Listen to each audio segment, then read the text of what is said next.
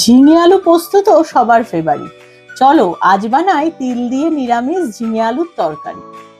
ব্লেন্ডারে বেশ খানিকটা সাদা তিল, কয়েকটা কাজু বাদাম ও কাঁচা লঙ্কা দিয়ে একটা পেস্ট বানিয়ে নিয়েছি। এবার কড়াইতে সাদা তেল গরম করে এর মধ্যে পাঁচফোড়ন দিয়ে আগে কেটে রাখা আলু দিয়ে একটু ভেজে নেব। আলু অল্প ভাজা হয়ে এলে এবার দিলাম আগে কেটে রাখা ঝিঙে আলু খানিকটা সময় নিয়ে ভেজে নিয়েছি। এখন পরিমাণ মতো নুন দিয়ে ভালো করে মেশালে ঝিঙে থেকে ওয়াটার রিলিজ করবে। এরপর আগে করে রাখা সাদা তিলের পেস্টটা যোগ করে সবটা ভালো করে মিশিয়ে নিলাম। ব্লেন্ডারটা ধুয়ে পরিমাণ মতো জলটাও দিয়ে দিলাম। কড়াই ঢাকা দিয়ে দেব।